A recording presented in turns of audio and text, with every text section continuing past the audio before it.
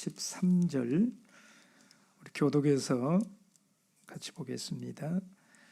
제가 먼저 읽겠습니다. 5절 만일 누구든지 저희를 해하고자 한즉 저희 입에서 불이 나서 그 원수를 소멸할지니 누구든지 해하려 하면 반드시 이와 같이 죽임을 당하리라.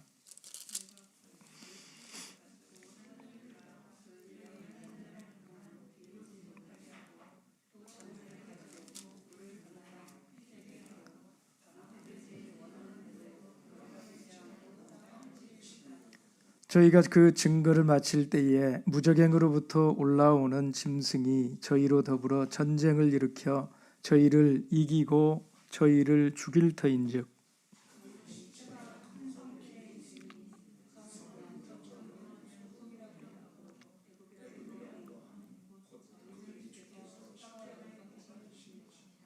백성들과 족속과 방언과 나라 중에서 사람들이 그 시체를 사흘 반 동안을 목도하며 무덤에 장사하지 못하게 하리로다.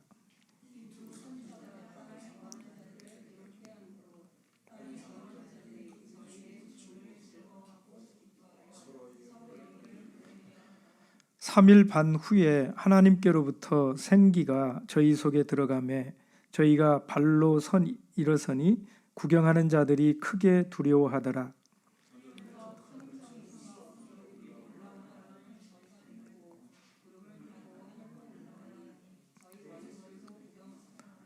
그 시에 큰 지진이 나서 성 10분의 1이 무너지고 지진에 죽은 사람이 7천이라. 그 남은 자들이 두려워하여 영광을 하늘의 하나님께 돌리더라. 아멘. 5절, 6절을 통해서 두 증인의 권세를 우리는 두 가지 방향으로 볼 수가 있습니다. 먼저 5절에 보시면 방어성의 권세가 기술이 되어 있습니다. 이것은 방어를 위한 권세입니다. 저희를 해하고자 한즉 입에서 불이 나서 그 원수를 소멸한다.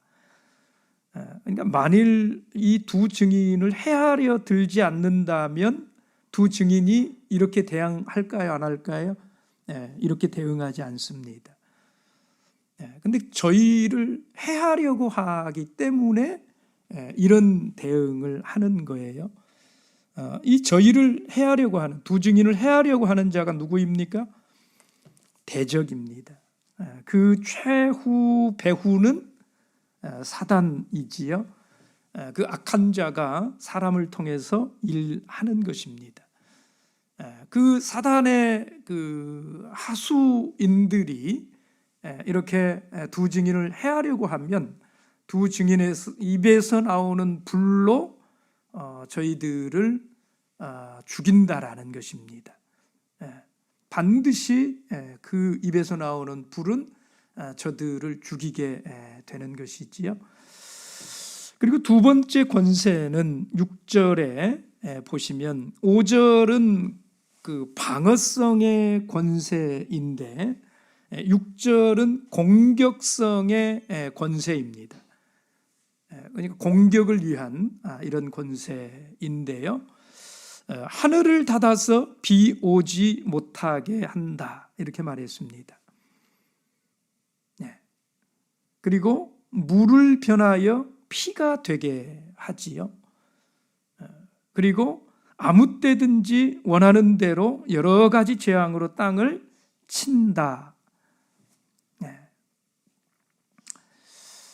여러분, 하늘을 닫아서 비가 오지 못하게 합니다. 이 비가 내리지 않으면 어떻게 될까요? 창세기 2장 5절에 보시면 모든 만물이 살 수가 없습니다. 만물이 말라 버리게 되지요. 물을 변하여 피가 되게 했다. 마실 물이 없다라는 거예요. 생명수가 없게 된다라는 것입니다. 여러분, 생명수를 마실 수 없게 되면 사람도 살 수가 없게 되는 것이지요. 아무 때든지 원하는 대로 여러 가지 재앙으로 땅을 칩니다. 여러분, 이때 두 증인은 틀림없이 하나님의 형상대로 그 주 예수의 장성한 분량에까지 아주 충만한 데까지 이른 성도의 상태가 되어 있을 것입니다. 이 증인은 이런 권세를 받게 되는 것입니다. 이 권세를 행사하는 기간은 얼마나 됩니까? 어느 때에 이런 권세를 행사를 합니까? 예언을 하는 날 동안입니다. 예언하는 날은 며칠입니까? 1260일 동안 이 권세를 행사하는 기간이 1260일이에요. 여러분, 입에서 불이 난다고 그랬어요. 입에서 불이 난다라는 게 무엇입니까? 예레미야 23장 29절 말씀을 보면 하나님께서 이렇게 말했어요. 내 말이 불 같지 아니하냐? 이렇게 말씀을 하시지요. 그래서 여기에 이 하나님의 말을 무엇이라고 하느냐면 불이라고 말을 합니다. 그래서 여기 두 증인의 입에서 나오는 불이라고 하는 것도 바로 이 입에서 나오는 말씀. 여러분, 이 말은 은혜의 말이 아닙니다. 이때 이 두 증인이 예언하는 두 증인의 입을 통해서 나오는 이때의 이 말은 은혜의 말이 아니라 당시에 패괴한 세상을 심판하는 이런 심판의 말인 것입니다. 여러분, 사도시대 초기에 베드로가 당시 성령을 속이고 하나님을 속이려고 했던 그 아나니아 부부를 무엇으로 심판했습니까? 말로, 하나님의 권세가 있는 그 하나님의 주시는 그 권세를 가지고 말로 심판을 한 것이지요. 여러분, 이런 권세를 하나님께서 말일에 이 하나님께 속한 자들에게 주신다라는 거예요. 바울의 시대에 어떤 사람들이요, 상당히 좋은 일꾼들이었는데 이 사람들이 후에 양심을 버린 일꾼들이 이렇게 나오게 됩니다. 디모데전서 1장 19절을 보겠습니다. 디모데전서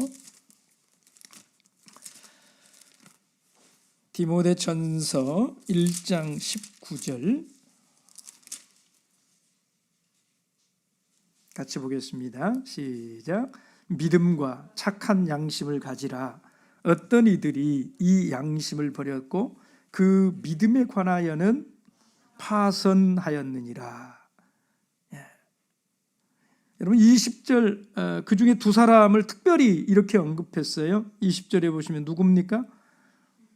후메네오와 알렉산더라는 이 두 사람이 양심이 파선된, 그 믿음에 관해서는 파선된 이런 양심을 가진 배반자들이었다라는 거죠. 여러분, 바울은 그들에 대해서 이렇게 말했습니다. 내가 이미 그들을 사단에게 내어주었다. 이유가 무엇입니까? 저희로 징계를 받아서 회방하지 말게 하려 함이니라. 그들은 하나님을 회방하고 교회를 회방하고 또 하나님 백성을 회방한 이런 사람들이었다라는 거지요. 그래서 바울은 하나님이 그에게 주신 권세를 사용해서 그들을 사단에게 내어준 것입니다. 여러분, 양심을 버린 자들은 진리를 대적을 합니다. 그래서 하나님의 일로부터 버려지게 되는 것입니다. 이것은 방어성의 권세예요. 누군가 저희를 해하려고 할 때 이런 권세를 사용하는 것입니다. 그리고 다른 하나는 무엇이라고요? 공격성의 권세입니다. 여러분, 두 증인의 시대에 이를 때에 이 계시록의 그 순서로 말한다면 이미 소위 말하는 무엇이 열린 때입니까? 이때는 무저갱이 완전히 이제 열리게 된 이런 때입니다. 바로 사단이 놓이게 되는 때이다 이 말이에요. 여러분, 계시록 9장에서 우리가 이미 보았잖아요. 9장 1절에 다섯째 천사가 나팔을 불 때에 하늘에서 별 하나가 땅에 떨어졌어요. 여러분, 이 별은 우리가 이미 살펴본 대로 참 교회에서 나온 타락한 일꾼인 것이지요. 여러분, 저가 한 단계를 끝내는 이런 결과를 가져오는데 바로 무저갱의 갱을 여는 것입니다. 이 무저갱의 갱을 열게 되면 갱에서 올라오는 게 뭐였어요? 연기가 올라왔습니다. 본래 이 연기가 상징하는 것은 하나님의 영광입니다. 어떤 때는 하나님의 영광이 충만한 성전을 상징을 했어요. 그런데 여기에 연기는 하나님의 것을 흉내낸, 영광은 영광인데 하나님의 영광이 아니라 하나님의 영광처럼 보이는데 그게 사람의 영광이라는 것입니다. 여러분, 이것은 잘 보이지가 않아요. 분명하게 이렇게 분별하기가 어려운 이런 상태에 있게 됩니다. 도대체 무엇인지 잘 알 수가 없어요. 그래서 구멍에서 이 큰 풀무의 연기 같은 연기가 올라와요. 그 연기로 인해서 해와 공기가 다 어두워집니다. 여러분, 그래서 이때 황충이 나와가지고 이제 곧 세워질 그 사단의 나라를 이 황충이 예비하는 때, 이것이 5번째 나팔의 때라고 그랬지요. 여러분, 이 무저갱은 20장에서 볼 수 있었던 것입니다. 20장 1절에서 3절까지의 말씀을 통해서 이 20장 1절에서 3절에서 말하는 것은 천년의 시작을 말을 하고 있잖아요. 여러분, 이 천년의 시작은 참교회가 선교를 시작하는 때라고 말씀을 드렸습니다. 이때 사단이 무저갱에 갇히게 되는 것은 이 교회를 전면적으로 공격하지 못하도록, 교회를 전면적으로 미혹하지 못하도록 사단이 무저갱에 갇히는 것이었지요. 여러분, 이것이 7장 2절 이하에 살아계신 하나님의 인을 가지고 해 돋는 데로부터 올라온 천사가 이마에 뭐를 치는 때예요? 인치기 시작하는 때인 것입니다. 참예수 교회가 출현하는 때인 거지요. 그가 살아계신 하나님의 인을 가지고 말세 하나님의 종들의 이마에 인을 치는 것입니다. 그리고 7장에는 그렇게 인을 치는, 인 맞은 자들의 숫자가 나옵니다. 여러분, 인을 치기를 시작해서 그 숫자가 다 차게 되면 때가 찬 것입니다. 이 때는 언제 차게 되는 것입니까? 우리가 이 두 가지 것을 가지고 보게 되면 천년이라고 하는 그 기간과 그 다음에 그 인을 친다라고 하는 그 인을 치는 이 기간을 합해서 본다면, 여러분, 천년의 시작에 참예수 교회가 세워져서 신도가 성령을 받고 예수 그리스도와 함께 왕이 될 때에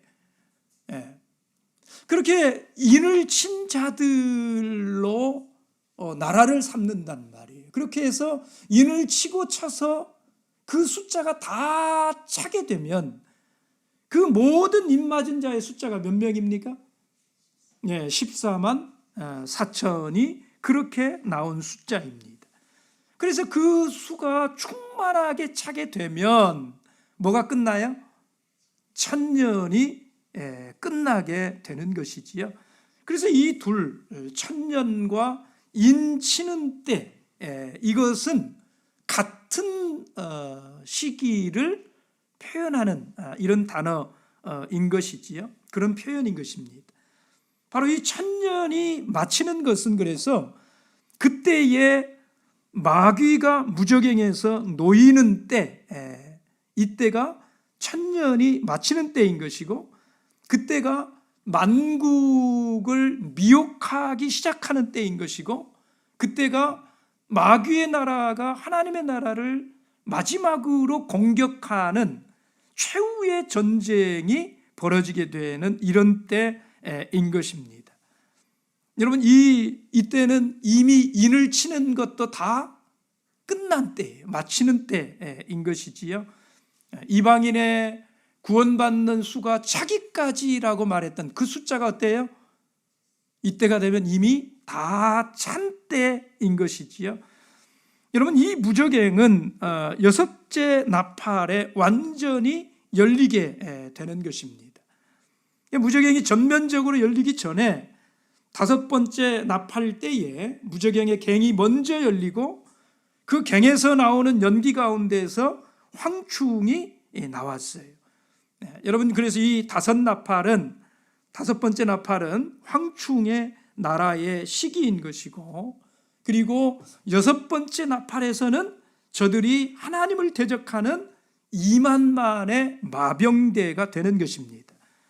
그래서 이때에 마귀의 나라가 완전히 이렇게 세워지게 되는 것이지요. 그때가 바로 여섯째 나팔의 때인 것입니다. 자, 우리는 이제 그 여섯째 나팔의 때에 들어왔습니다. 여러분, 두 증인이 출현하는 때는 언제입니까? 바로 그 여섯째 나팔의 때에 이 두 증인이 출현한다라는 거예요. 여러분, 이때 이 두 증인은 참교회의 신도, 참교회의 일꾼을 대표하는 것입니다. 왜냐하면 이 두 증인의 일하는 시기는 1260일이라고 말씀드렸어요. 이것은 또한 큰 환난의 시기입니다. 그래서 이 1260일과 동일한 그 때를 다른 표현으로는 42달이라고 42개월의 시기라고 말씀을 드렸지요. 여러분, 이 42달 동안 거룩한 성이 나우스 외에는 이방인에게 주어서 짓밟힘을 당하게 되는 이때가 바로 이 1260일이고 42달의 이때인 것입니다. 그래서 한편으로는 이 두 증인이 이때에 큰 권세가 있지만 거룩한 성의 다른 측면에서 보면 이 거룩한 성이 큰 해를 당하는 이런 때이다라는 거지요. 그래서 이 42개월 안에 이방인은 짓밟히게 되는 것이고, 개인들은 어떻습니까? 하나님의 백성들은 갈대로 청량을 당합니다. 그래서 이 청량은 아주 개별적인 거예요. 이것은 42달 안에 있는 일입니다. 여러분, 이때는 이미 많은 사람이 짓밟히고 해를 당합니다. 그러나 이 두 증인은 계속해서 예언을 해요. 1260일 후에는 계속해서 보면 뭐가 나옵니까? 3일 반이 등장을 합니다. 3일 반. 계시록 11장 7절 이후의 말씀을 보시면 사흘 반이라고 하는 이 시간이 등장을 해요. 여러분, 이 3일 반 동안에 두 증인은 어떻게 됩니까? 1260일이 끝나고 나면 3일 반에 이 때가 오는데, 이 3일 반 동안에 두 증인은 어떻게 된다고요? 죽임을 당하게 됩니다. 7절 말씀을 보시면, 저희가 그 증거를 마칠 때에 무저갱으로부터 올라오는 짐승이 저희로 더불어 전쟁을 일으켜 저희를 이기고 저희를 뭐 한다고요? 죽일 터인즉, 이렇게 말씀하고 있지 않습니까? 이 두 증인이 죽임을 당하게 돼요. 여러분, 죽임을 당하면 뭐가 됩니까? 시체가 되는 거예요. 이 시체가 된다라고 하는 것이 무엇일까요?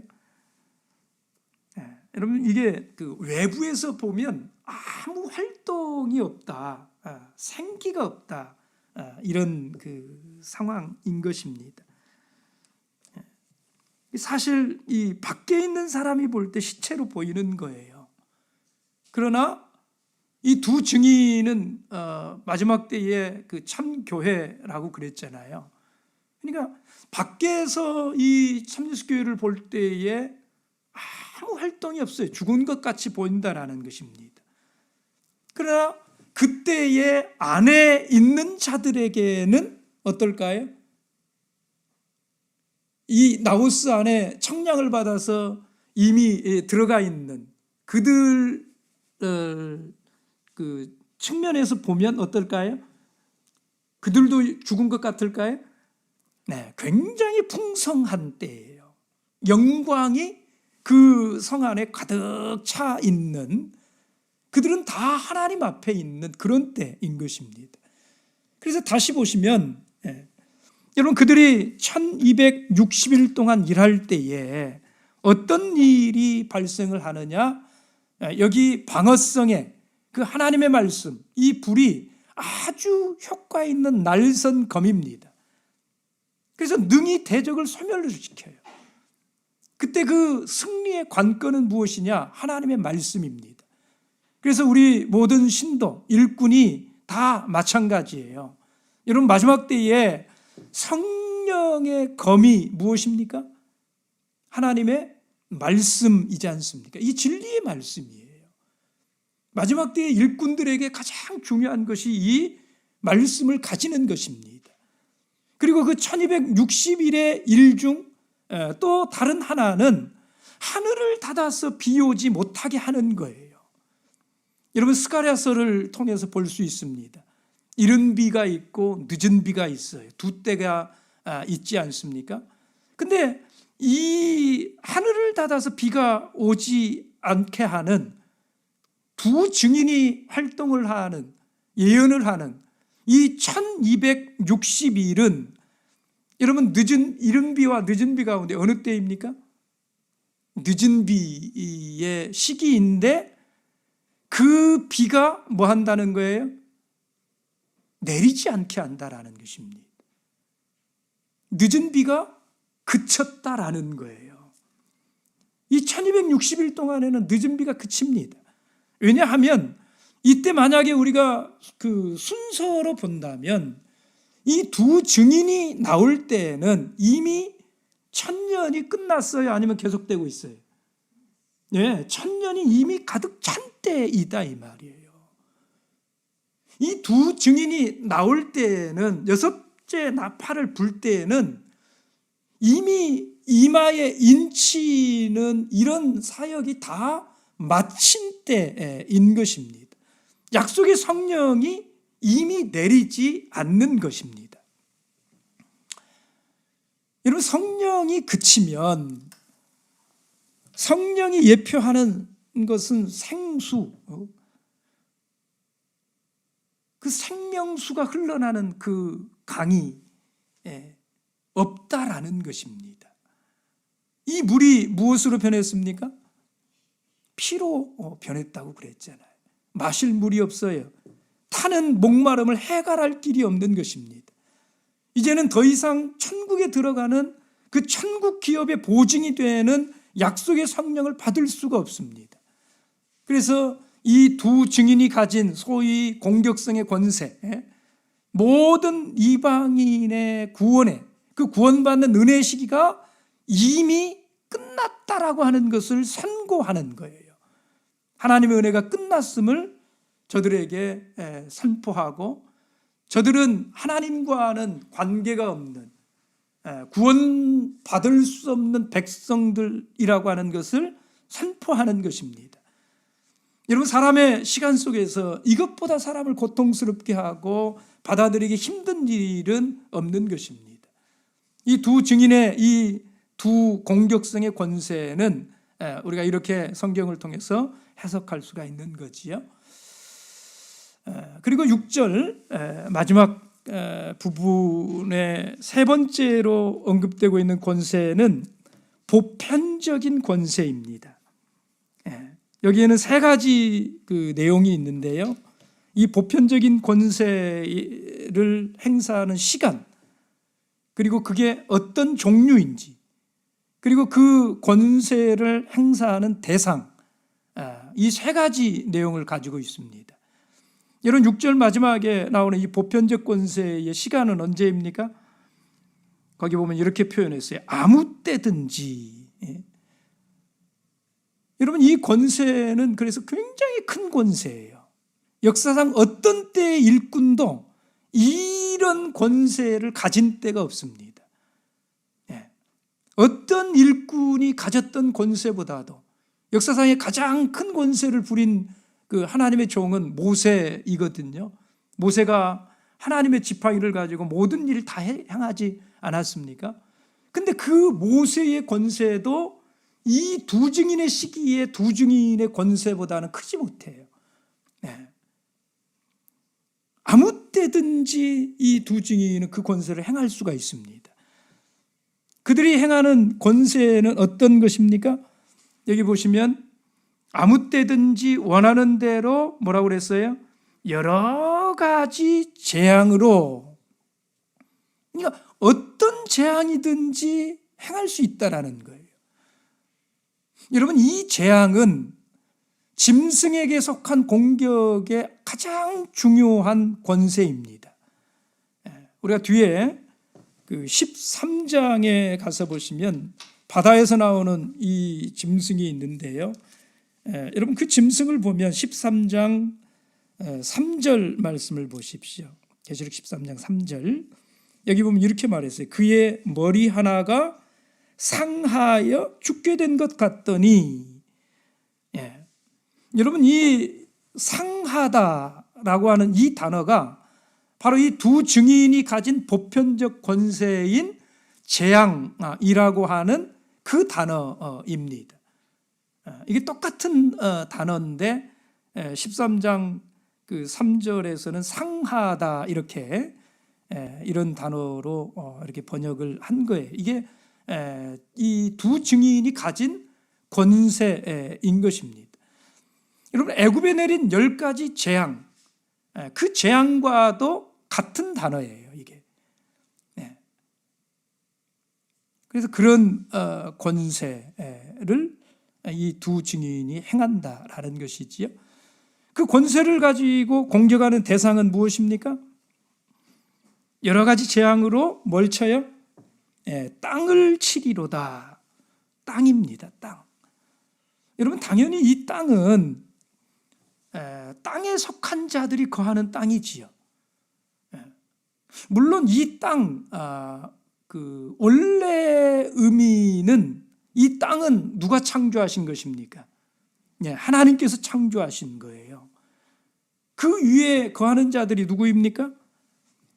우리가 그 1장, 5장, 8장에서 그 보았던 각 나라와 7장에서 봤던 각 나라와 족속과 백성과 방언들이라고 표현했던 바로 그들이 그 땅 위에 거하는 자들 아닙니까? 그죠? 여러분, 계시록 안에서 이 자들은 당연히 어디에서부터 시작합니까? 1장 5절, 그리고 5장 9절, 그리고 7장 9절 찾아보지 않겠습니다. 이미 우리가 다 찾아본 말씀들이에요. 여러분, 1장 5절부터 말하는 이 자들은 어떻게 나온 자들입니까? 주 예수의 보혈로 구속함을 받은 자들입니다. 예수의 피로 죄 사함을 받고 구속을 받아서 나오는 사람들이에요. 계시록 안에서 이 자들은 당연히 그 하나님께 속한 자들인 것이지요. 그런데 그렇게 구속을 받고 하나님의 백성이었던 자들이 이제 시간이 지나서 이 두 증인이 예언할 때에는 1260일의 때에는 하늘에서 비가 내리지 않고 성령 내리는 것이 그치는 이때에는 더 이상 하나님의 선민이 그들 속에는 없는 때라는 것입니다. 여러분, 이 세상은 짐승이 차지를 했어요. 이 땅은 용이 차지를 하게 된 곳입니다. 그래서 여기서 볼 수 있는 이 보편성의 권세의 시기는 우리로 하여금 생각하게 하는 것입니다. 여러분, 이때 하나님의 선민은 이미 두 증인이에요. 바울이 말한 그리스도가 그들 속에 이미 장성한 분량에까지 이렇게 성장한 이런 성도들인 것입니다. 이때는 전체 참예수교회로 말하면 이 참예수교회가 이미 완성이 되었어요. 거룩한 성, 그 새 예루살렘이 하나님께로부터 하늘에서 내려온 그 예비한 것이 신부가 남편을 위해서 단장하기를 마친 신부와 같은 그 온전한 교회가 된 이런 상태. 우리가 주기도문에서 항상 기도하던 그 하나님의 뜻이 하늘에서 이루어진 것 같이 땅에서도 이루어지이다 라고 기도하는 그 기도가 온전히 이미 이루어진 때, 여러분 이때 이후로는 사실 주기도문을 할 필요가 없습니다. 이미 그 하나님께서 이렇게 기도하라고 했던 모든 것들이 다 우리 안에 이루어진 이런 때예요. 그래서 이때는 두 증인은 완성된 참예수교회, 이 말세의 교회에게 이때 이런 보편성의 가장 큰 권세가 바로 그 두 증인에게 주어진다 하는 것이지요. 여러분, 그렇게 두 증인이 그런 권세를 다 행사를 하고 이제 7절을 보시면 7절에 와서는 그런데 그렇게 큰 권세를 6절까지 두 증인에게 주었다 이렇게 말을 했고, 그들이 그 권세를 가지고 1260일 동안을 행사를 다 했는데, 근데 7절에 딱 와서 뭐 합니까? 그 두 증인이 갑자기 죽임을 당한다 이 말이에요. 그런데 잘 보십시오. 이 두 증인이 언제 죽임을 당합니까? 이렇게 말했습니다. 저희가 그 증거를 뭐 할 때예요? 마칠 때에. 그들이 그 증거를 며칠 동안 했다고요? 1260일 동안. 예언하는 날이 다 이렇게 끝나게 되면, 1260일이 다 마치게 되면, 여러분 6절에서 본 것이 뭐예요? 그 권세를 가지고 역사상 어떤 시대에도 이렇게 큰 권세를 가지고 일한 일꾼이 없다는 거 보지 않았습니까? 그 하나님의 나라의 그 일을 위해서, 그 증거하도록 하기 위해서 그 권세를 주신 건데, 이제는 그 일을 다 마쳤다라는 것입니다. 두 증인이 그런 일을 다 마치게 되면 그 다음에 무슨 일이 있느냐? 무적행으로부터 올라오는 짐승이 그때 저희를 이기고 죽인다 하는 것이에요. 여러분, 이 짐승이 어디에서 올라왔다고요? 무적행에서. 이 무적행은 언제 열렸습니까? 천년이 끝나고, 천년이 끝나고는 다른 말로 말하면 인치기를 마치고, 그것은 다른 말로 말하면 여섯째 나팔을 불 때에, 그때에 이 짐승이 무적행에서 올라왔어요. 그래서 마귀의 일을 하게 됩니다. 여러분, 이 마귀의 일을, 이것을 좀 우리가 상세히 본다면 12장이 끝나고 13장에 이르는 그 사이에, 여러분 12장 17절을 보시면 이 용이 어디에서 올라옵니까? 17절에 보시면 용이 어디에 있습니까? 용이 여자에게 분노하여 돌아가서 그 여자의 남은 자손 곧 하나님의 계명을 지키며 예수의 증거를 가진 자들로 더불어 싸우려고 어디에서 있어요? 바다 모래 위에 섰더라. 바다 모래 위에 섰어요. 그리고 13장 1절에 가서 보시면 내가 보니 어디에서 짐승이 나옵니까? 바다에서 짐승이 나와요. 여러분, 2절을 보면 용이 자기의 능력과 보좌와 큰 권세를 누구에게 줍니까? 그 짐승에게 줍니다.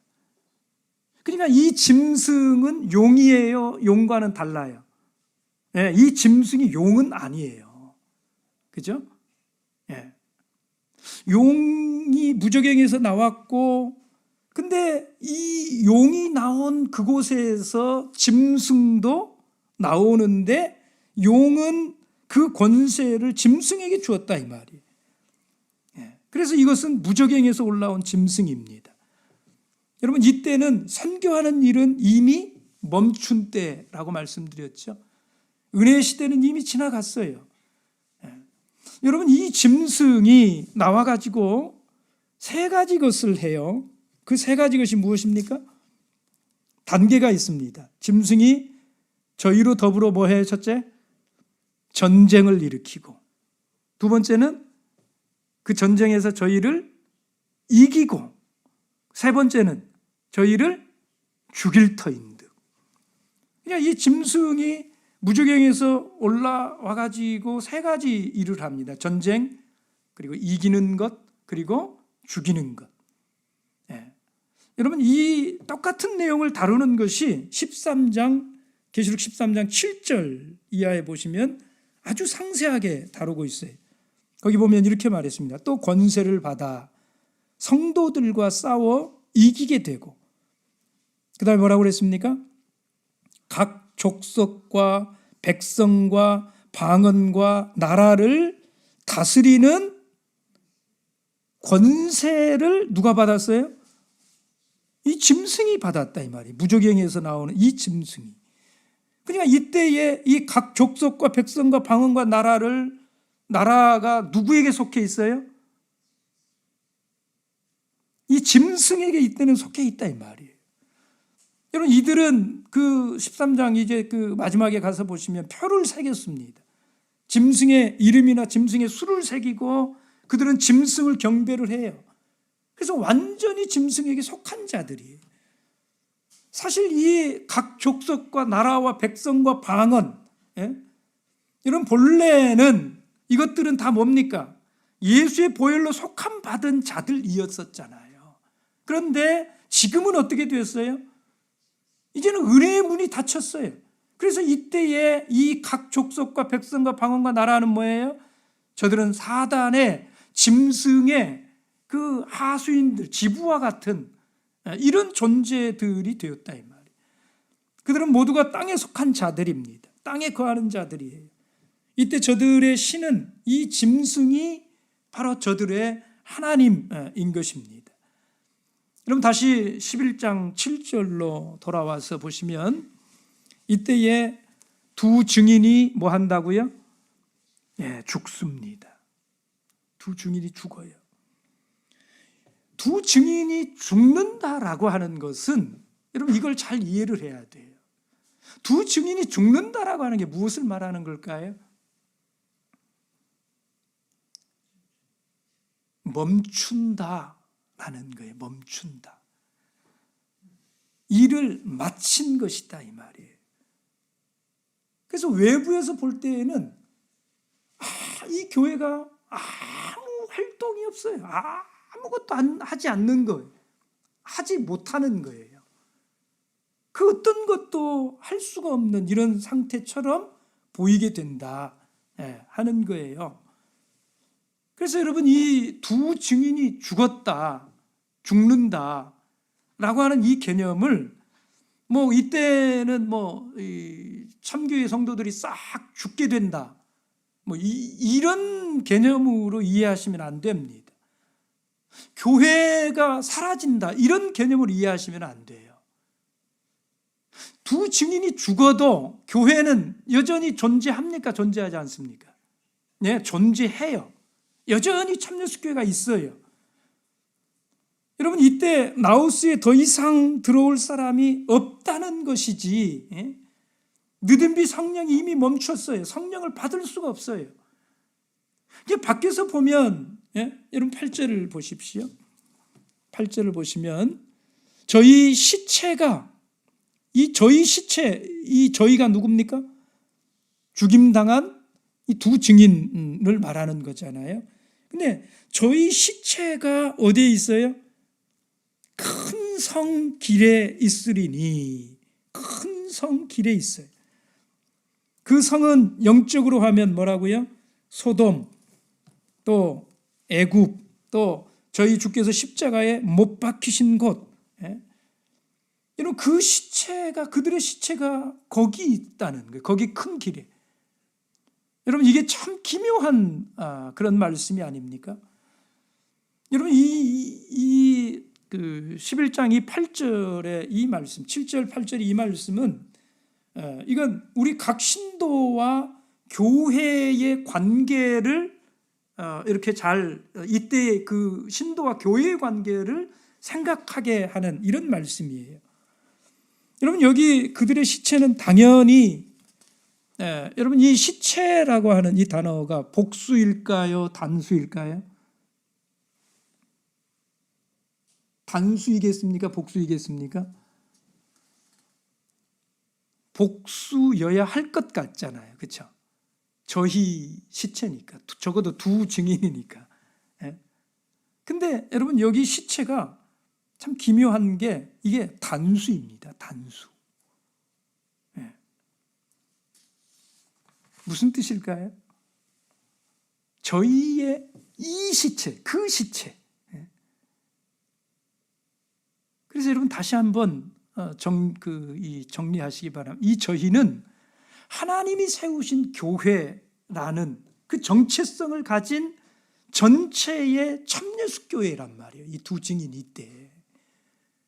두 증인 그러니까 여러분, 이걸 어떤 그 특별한 막 이 모세와 뭐 엘리야 같은 어떤 이 인물 뭐 이렇게만 자꾸 생각을 하려고 하는데 그렇지 않아요.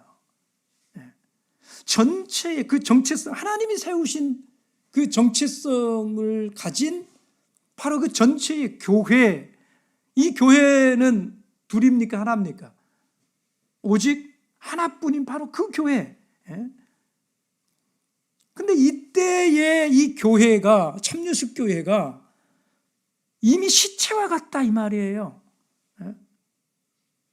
여러분, 그 시체와 같다라고 하는 그 의미가 뭘까요? 11절을 보시면 우리가 짐작을 해볼 수가 있습니다. 11절 같이 봅니다. 시작. 3일 반 후에 하나님께로부터 생기가 저희 속에 들어가매 저희가 발로 일어서니 구경하는 자들이 크게 두려워하더라. 여러분, 저들이 그러니까 시체가 되었다가 다시 저들이 살아서 일어나는, 여기에 뭐가 들어갔다는 거예요? 생기. 그러니까 저들이 시체가 되는 것은 이 생기가 없게 되는 거예요. 그죠? 이제 생기가 다시 들어가니까, 하나님으로부터 다시 들어가니까 저들이 살아나게 되었다. 시체에게 생명의, 이 생기라고 하는 것은 생명의 영을 말하는 것입니다. 하나님의 그 푸뉴마를 말하죠. 생명의 영이에요. 그게 들어가니까 살아나요. 여러분, 생명의 영이 있고 없고, 그게 시체가 되고 살아나고, 이걸 표현하고 있는 것이다 이 말이에요. 그러니까 이때 교회는 안에서 보면, 이게 안에서 보는 교회와 밖에서 보는 교회가 이때는 완전히 다르다 이 말입니다. 안에서 보면 이미 완성된 예수의 몸이에요. 온전함을 다 이루었다 이 말입니다. 근데 외부에서 보면 마치 시체와 같아. 참여숙교회는 여전히 존재합니다. 존재하지만 세상 사람들로 말하면 시체처럼 보여요. 이미 교회가 교회의 기능을 멈춰버렸어요. 아무 능력이 없어요. 여러분, 그 시체가 어디가 있습니까? 큰 성 길에 있습니다. 큰 성, 이 길이라고 하는 것은 공적인 공간이에요. 아주 넓은 곳.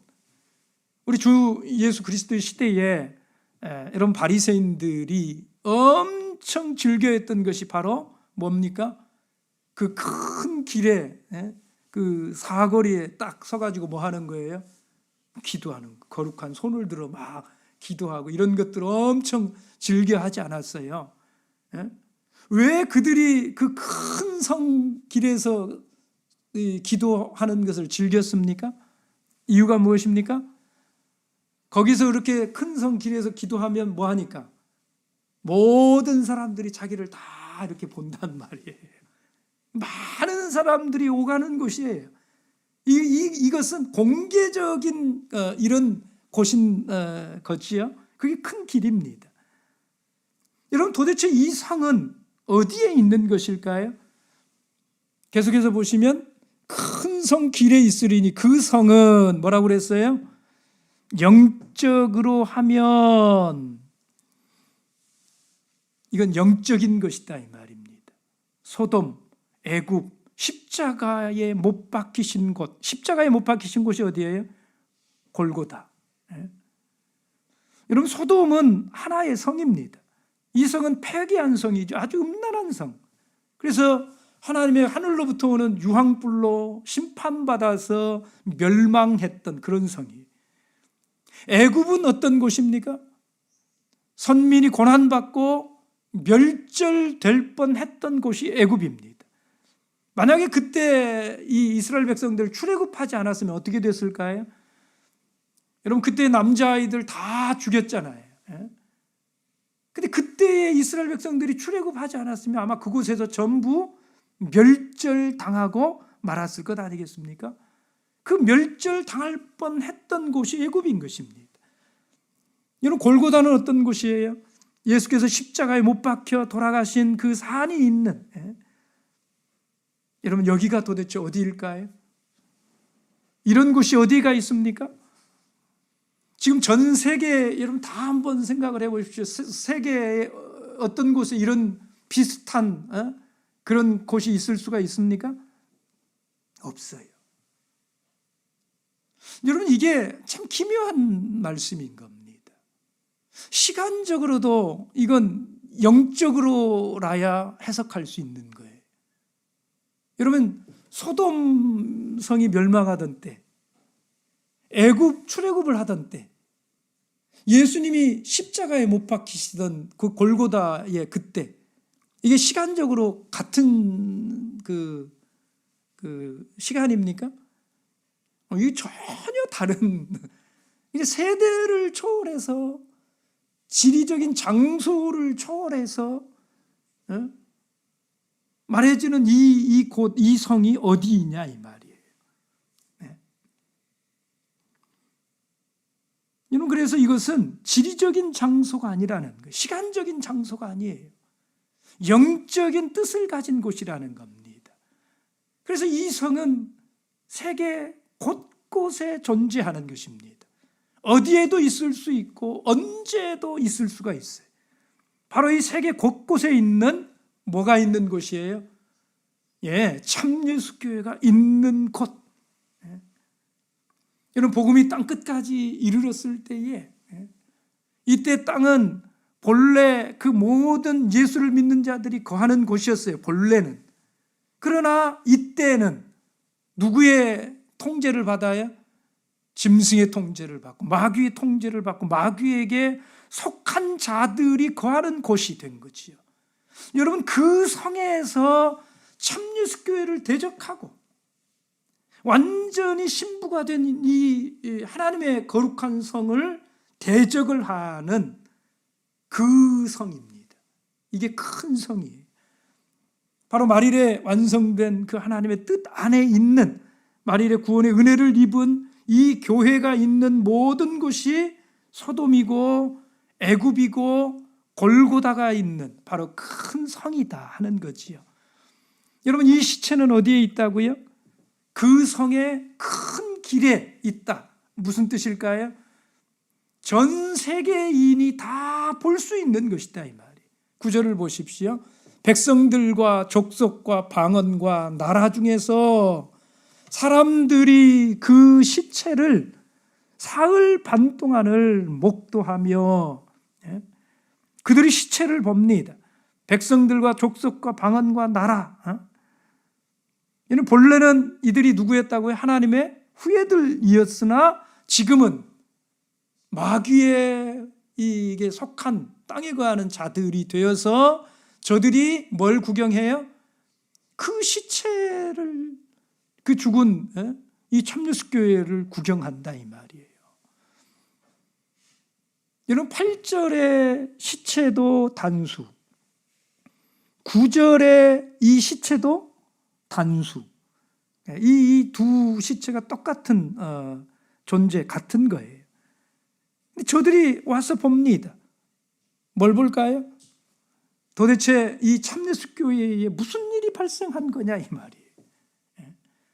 이전에 그 하나님의 약속의 성령이 내리던 그곳, 그래서 그 하나님의 진리의 복음의 말씀을 가지고 우리들에게 심판을 선고하고 우리들을 그렇게 힘들게 했던 저곳에 도대체 무슨 일이 일어난 거냐 이 말이에요. 이제는 그게 왜 아무 활동도 못하고 아무것도 하지를 못하는, 다 멈춰버렸어요. 얼마 동안을 저들이 그걸 목도를 합니까? 사흘이 아니에요. 사흘 반 동안을 목도합니다. 왜 저들이 사흘 반 동안을 목도를 합니까? 장사를 지내지 못하게 합니까?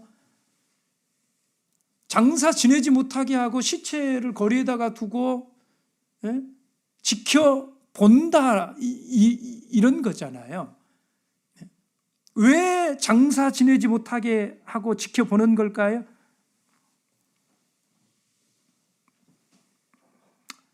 여러분 사흘이라는 기간은요, 사흘이 지나면 더 이상은 뭐 하지 못하는 기간이에요? 살아나지 못하는 기간이. 옛날에 그 나사로 그 이야기 속에 나오지 않습니까? 이미 사흘이 지났습니다. 무슨 뜻이에요?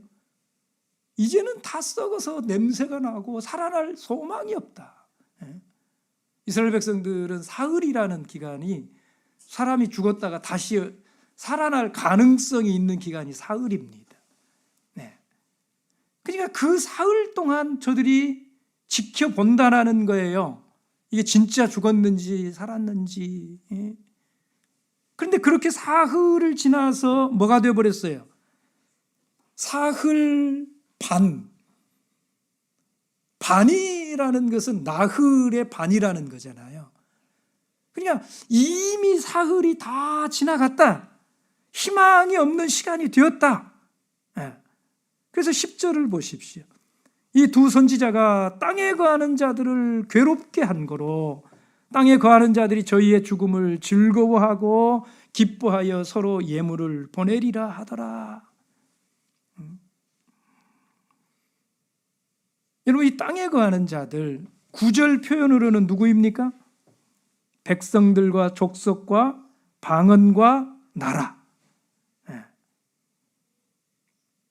그들의 괴로움은 무엇입니까? 이 괴로움이 어디에서 온 거예요? 두 선지자, 두 증인, 그들이 했던 그 심판의 말, 그 1260일 동안 예언하는 이 일을 통해서, 두 증인의 그 교회의 마지막 때 그 사역을 통해서 저들이 아주 큰 고통을 당했단 말이에요. 그 고통이라고 하는 것이 뭐냐면 요한복음 16장 20절 말씀을 보시면 여러분, 이런 그 믿지 않는 자들, 하나님의 말씀을 받지 않는 자들이 당하는 고통이 있고 하나님의 백성들이 누리는 기쁨이 있어요. 근데 요한복음 16장 그 20절의 그 말씀의 근원이 뭐냐면 16장 8절부터 이렇게 보시면 성령이 오시면 성령이 하시는 일이 있어요. 죄에 대해서, 의에 대해서, 심판에 대해서 책망하시리라, 이런 말씀 나오잖아요. 근데 이 성령이 하시는 일에 11절을 보시면 요한복음 16장 11절에 뭐가 있습니까? 16장 11절 같이 봅니다. 시작. 심판에 대하여라 함은 뭐가 심판을 받아요? 이 세상 임금이 심판을 받았음이라. 여러분, 세상 임금이 심판을 받을 때, 이때가 그들의 가장 큰 고통의 때인 것입니다. 이 짐승의 고통은 그런 거예요. 근데 이런 고통을 받으면 대부분은 회개하고 돌이키잖아요. 그죠? 근데 이때의 이 짐승들은, 짐승에게 속한 이 땅에 거하는 이자들은 반대로 그런 고통을 당하면 당할수록에 그 고통 가운데서 뭘 하려고 해요? 보복을 한다 이 말이에요. 그래서 그 보복으로 두 증인이 뭐 한 거예요? 죽임을 당한 것입니다. 그냥 이 두 증인이 죽임을 당한 후에 그들이 증거를 얻었다 이 말이에요. 무슨 증거를 얻었을까요? 아이고야, 저것들이 그렇게 말하던, 우리를 그렇게 고통스럽게 하고 힘들게 했던 그 하나님의 말씀이 진짜가 아니었던 거야. 그게 진짜면 어떻게 저들이 저렇게 죽을 수가 있겠어? 사흘 반 동안 저들의 죽음을 지켜보면서 저들이 마음 가운데 그런 증거를 얻게 되었단 말이에요. 바로 이런 정황 안에서 그들은 그들의 고통이 해결되었다고 생각을 했어요. 저들의 말이 틀렸고 우리가 사실은 옳다. 두 증인이 잘못된 것이고 우리가 잘 믿고 있는 거야. 잘 살고 있는 거야. 그렇게 그 사흘 반 동안 목도하는, 이제 확실하게 죽었으니까. 근데 사실은 그렇지 않다 이 말이에요. 여러분, 이 고통이 정말로 이루어지는 것은 바로 그들이 계시록 14장에서 이제 우리가 보게 될, 그들은 유황불 속에서 똑같은 이 고난을 영원토록 받게 되는 이런 때가 오지 않습니까? 그죠? 그들의 그 증거가 맞는 게 아니에요. 그러나 이 사흘 반 동안의 목도를 통해서 이때는 저들이 옳은 것처럼 저들이 그런 자기 자신들 스스로 그런 증거를 얻게 되었다 이런 말입니다. 그러나 여러분, 이때 저들이 받았던 그 고통은요, 잠깐인 거예요. 그건 영원한 이런 것들이 아닙니다. 그래서 땅에 거하는 자들이 기뻐하고 즐거워하지요. 즐거워할 뿐만이 아니라 서로 뭘 보내요? 예물을 보냅니다. 여러분, 이 두 증인이 영원히 죽었다라는 거예요. 왜냐? 사흘을 이미 넘어서 나흘의 반이 지났다 이 말이에요. 그래서 그들 생각으로는 그들이 옳았다. 그들이 정통이에요. 내가 정통이 맞아. 두 증인이 말하던 것들을 응하지 않은 것입니다. 그래서 너무 기뻐요. 그래서 서로 예물을 보내면서 그렇게 즐거워하는 것입니다. 그러나 여러분, 그들은 생각하지 못했어요. 뭘 생각하지 못했습니까? 3일 반 후에 무슨 일이 일어날지를 그들은 알지 못해요. 3일 반이면 다 끝났다, 다 됐다 이렇게 생각을 했는데, 그런데 사흘 반이 지난 후에 무슨 일이 벌어집니까? 11절에 3일 반 후에 하나님께로부터 생기가 저희 속에 들어가매 저희가 발로 일어서니 구경하는 자들이 크게 두려워하더라. 3일 반 후에 생명의 영이 하늘로부터 저들 속에 들어갔어요. 그래서 저들이 일어섭니다. 그들의 발로 일어서요. 여러분, 이건 아주 중요한 순간입니다. 계시록에서 굉장히 중요한 순간이에요. 왜냐하면 생명의 영이 그들을 일으킨 후에 여러분 어떤 일이 일어났는가를 잘 보세요. 13절을 보시면 그 시에 큰 지진이 나서 성 10분의 1이 무너지고 지진에 죽은 사람이 7천이라. 그 다음에 뭐예요? 그 남은 자들이 두려워하여 뭘 한다고요? 영광을 하늘의 하나님께 돌리더라. 여러분, 이때 이 사람들 본래는 믿지 않는 아주 패역한, 하나님을 인정하지 않던 이 남은 자들, 계시록 9장 20절에서는 이 남은 자들이요, 그 엄청난 일들 속에서도 회개하지 않았어요. 그죠? 여전히 회개하지 않고 돌이키지 않고 버티고, 이런 자들이 끝까지 남고 남아가지고 여기 이 여섯째 나팔에 두 증인이 죽고 1260일이 지나고 3일 반 동안 죽고 살아나지 못하다가 3일 반 후에 두 증인이 다시 살아났어요. 근데 이때에는 이 남은 자들이 어떻게 한다고요? 두려워한다라는 것입니다. 그래서 하나님께 영광을 돌린다는 거예요. 그래서 이 하나님께 영광을 돌리는데 이 남은 자들이 하나님께 영광을 돌리는데 바로 이 두 증인이 어떤 연관성이 있다라는 거예요. 굉장히 중요한 일을 한다는 거예요. 여러분, 말일에 참교회가 비록 사흘 반 동안 이렇게 시체처럼 보내지만, 그래서 마치 아무것도 없는 것처럼 성령도 다 그쳤어요. 그러나 이 남은 자들이 하나님께 영광 돌리기 위해서, 그 남은 자들이 하나님 앞에 돌아오기 전에 바로 그 순간에 이 죽은 것 같은 참예수 교회가 다시 뭐 하는 때가 와요? 하나님의 영이, 생명의 영이 다시 돌아오는 이때가 돌아와요. 하나님의 영, 생명의 영이 다시 왔어요. 그들이 일어났습니다. 여기는 일어서니 이거밖에는 기술이 되어 있지 않은데, 여러분, 여기 일어선 것은 말일에 우리 하나님께 속한 사람이 부활한다, 육이 부활한다, 이걸 말하는 게 아닙니다. 그것과는 구별해야 돼요. 여기 말하는 것은 시체가 그 발로 일어선다고 그랬잖아요. 그 시체가 뭐 무덤 속에 있고 이런 게 아니잖아요. 이미 존재하는 거거든요. 그러니까 그 말일에 그 육의 몸이 다시 영원히 살 영의 몸으로 부활하는 그 부활을, 그 일어서는 걸 말하는 게 아니에요. 여러분, 일어난 후에는 어떻게 돼요? 구경하는 자들이 크게 두려워하더라.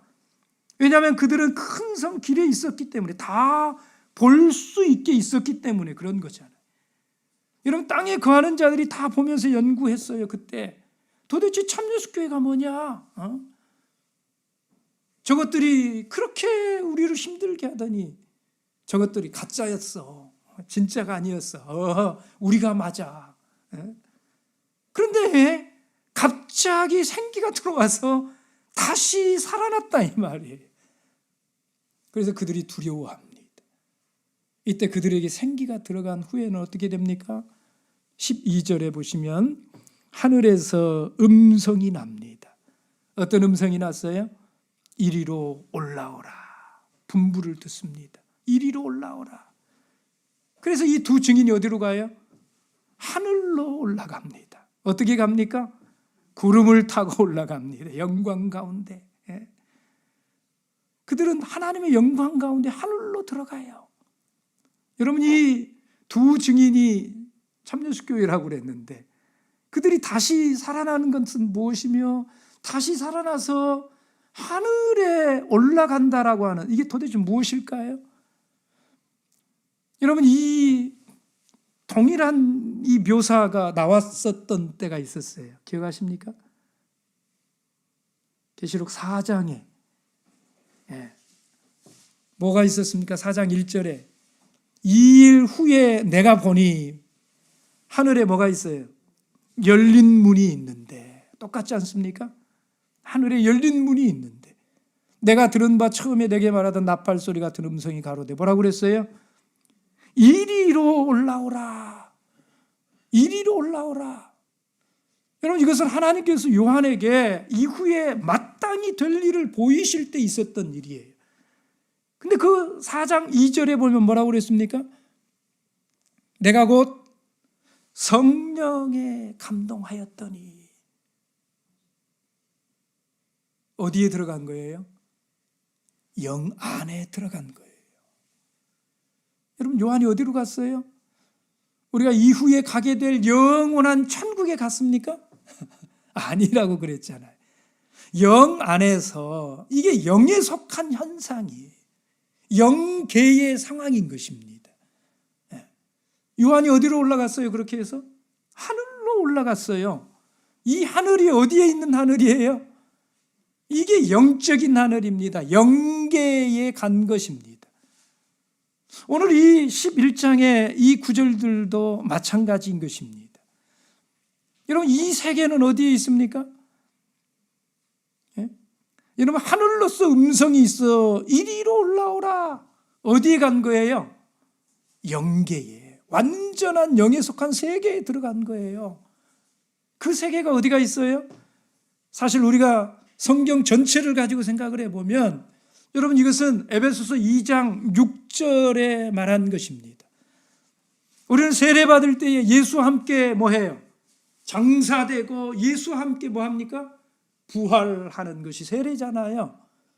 로마서 6장 3절에서 5절 말씀에 나와 있지 않습니까? 함께 일으켜가지고 그렇게 일으킨 자들이 어디에가 있습니까? 에베소 2장 6절에 우리를 일으켜주셔서 우리를 어디에다가 앉히셨다고요? 예, 예수 안에서 함께 하늘에 앉히시니. 여러분, 이건 영적인 신분인 것입니다. 그러나 우리는 이 중요한 사실을 잊어버리고 살아요. 세상 분주함에 빠져가지고 이 귀한 사실을 다, 이 귀한 신분을 잊어버렸어요. 사실 우리는 영적으로 영 안에서 하늘에 앉아 있는 존재들인 것입니다.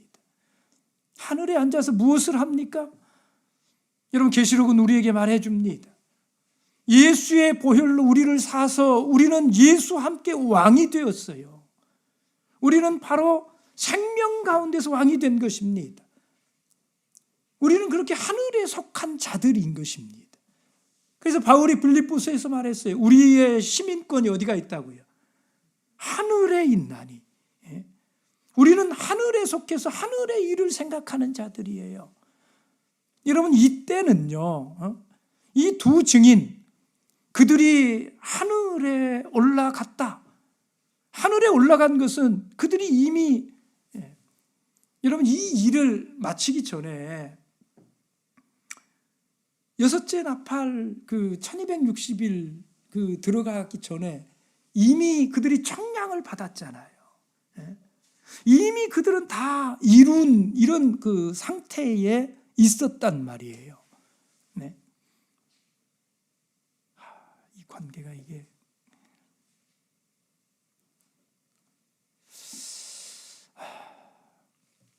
여러분, 이때 우리는 분명하게 볼 수 있어요. 뭘 볼 수 있느냐? 밖에 있는 사람들이 보는 것입니다. 무엇을 봐요? 두 증인이 승천하는 걸 봐요. 두 증인이 하늘에 있는 것을 보는 것입니다. 여러분, 이 두 증인이 하늘에 있다라는 것이 무엇일까요? 계시록 7장 9절에서 17절, 바로 이 보좌 앞에서 섬기는 바로 그런 이 상황이, 그 전에는 교회 안에서만 그것이 충만했어요. 그죠? 근데 이때가 되면 외부에서도 이제는 그것들이 다 보게 되는 이런 상황이 된다 이 말이에요. 이미 완성된 교회의 그 모습을 외부의 사람들도 볼 수 있게 되는 이때가 오는 것입니다. 계시록 14장에 가서 보면 1절에서 5절까지 이 완전히 이룬 14만 4천인의 모습이 나와요. 그리고 21장의 2절 이하에 하늘로서 내려온 거룩한 성 예루살렘의 모습, 바로 하나님의 장막이 사람들과 함께 있는 그때, 이때는 다시는 사망이 없습니다. 교회가 완전해졌기 때문에 그런 거예요. 그래서 여기의 교회는 이제 완전히 완성된, 온전하게 거룩함을 이룬 이런 교회, 그들을 죽인 외부에 구경하는 자들도 다 볼 수 있어요. 그때 13절이에요. 무슨 일이 발생합니까? 그 시에 큰 지진이 나서 여러분 이 지진으로부터 두 가지 일이 발생을 해요. 첫째는 성 10분의 1이 무너집니다. 그리고 7천이 죽지요. 이 10분의 1이 무너진다라고 하는 것도 좀 많이 생각할 요소들이 들어있는데 이걸 어떻게 보느냐에 따라서 이게 좀 달라지는 면이 있는데 그건 다음에 기회가 되면 말씀드리겠습니다. 그리고 두 번째는 남은 자들이 두려워하여 하늘의 하나님께 영광을 돌리는 일이 그때 이루어져요. 여러분 이 남은 자들이 영광을 돌린다고 하는 이 영광 속에는 모든 게 다 포함되어 있는 거예요. 이미 그들이 믿고 예수에게 속한 사람이 되고 하나님의 자녀가 되고